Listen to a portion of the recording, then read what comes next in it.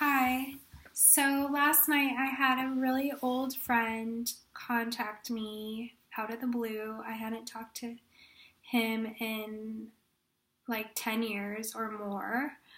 Um, and he actually contacted me through another friend.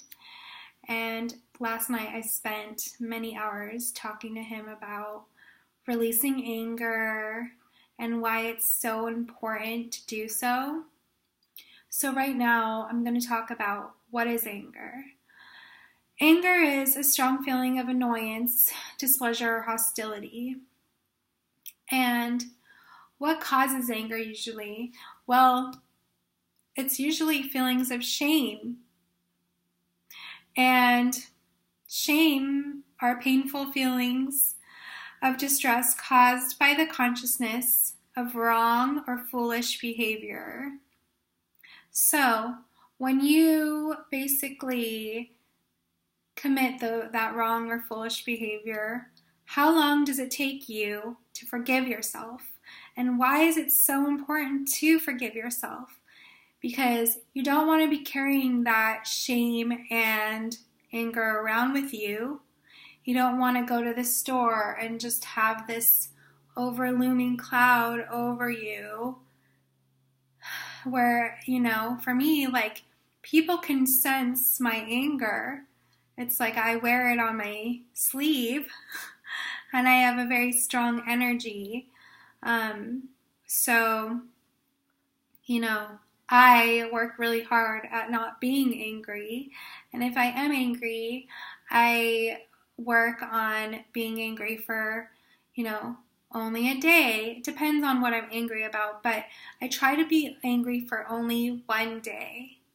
And then I work on being angry for only 1 hour. And then I work on being angry for only 10 minutes. And sometimes I can work on being angry for only 10 seconds. I give myself 10 seconds and I evaluate the situation around me, and I realize that 10 seconds is really all you need to feel that negative emotion before you can forgive and let it go. Because most of the time, you have no control over the way that other people in your life are or how they're reacting to situations. So if you can stay calm, even if everyone else around you is going apeshit, then you are able to control the situation and plateau the situation to a level of sanity. Here's my string of consciousness.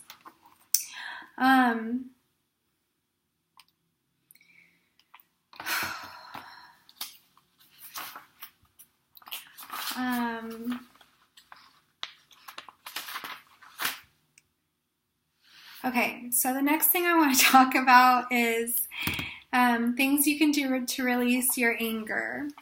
So I just talked about, basically dealing with the situation that caused the anger, or dealing with the thing that you did to create shame that caused the anger. And then as soon as you're feeling that feeling of anger, you recognize it right away. You're like, I'm fucking angry. And then you're like, okay, I'm angry. So I'm going to spend this much time being angry. And you put it into your consciousness that, okay, I'm angry and I want to spend only 10 seconds being angry about this. So you sit there for 10 seconds. You start to take deep breaths in and out.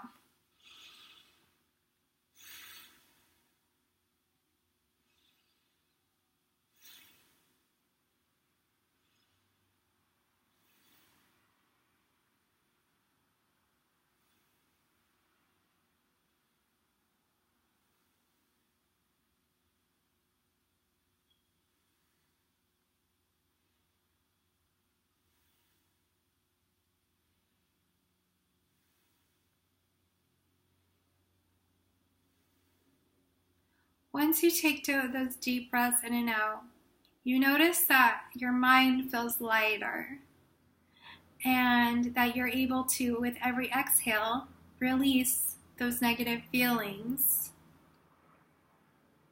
Now, if you're having a monkey mind about it, which happens to all of us, it may take you longer, or it may take you to have to be able to do something about it. So if you're having the monkey mind, you might have to go work out, do a really hard workout, like interval training, something that gets you sweating. And the workout doesn't have to be long. It could be 7 to 20 minutes. But you have to do something to get your body sweating, because the anger is really getting to you and the monkey mind is going round and round and you're beating yourself up.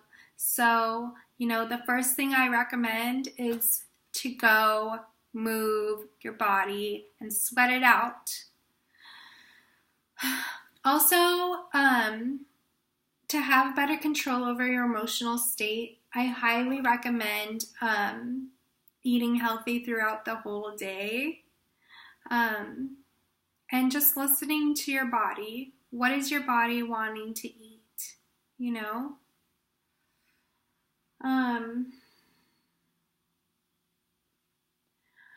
Also, if you have a 9 to 5 and you're at work, I recommend keeping yourself busy in work and not letting the thing that's making you angry affect you while you're at work.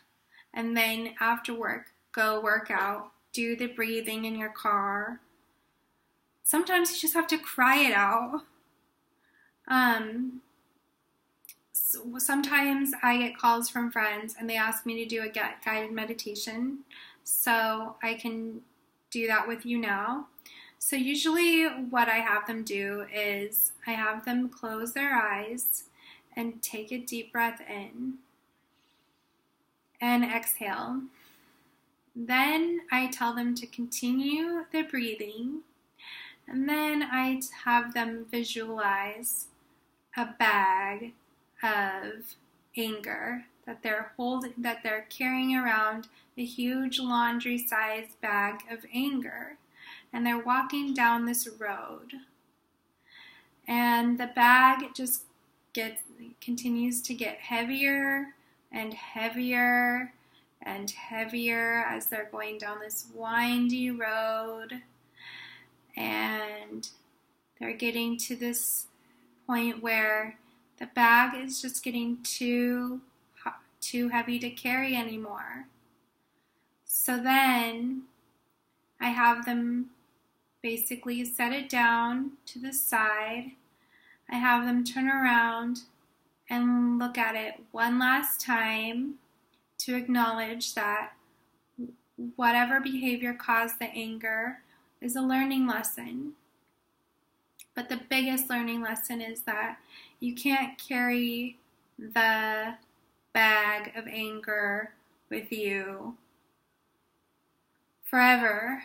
So once they release that bag of anger, then I have them continue to walk down the path, and then I have them visualize a rainbow or a big blue sky, clear sky. The sun is shining on them. They're smiling. The light is coming in. All the darkness is behind them. All the things are behind them. Okay. And then, after I get off the phone with them, before I get off the phone with them, I tell them to go home and write down a list of all the things that they're grateful for, all the things that they already have, so that they can really appreciate all the amazing things that they have going for them, so that they can start attracting more positive things happening.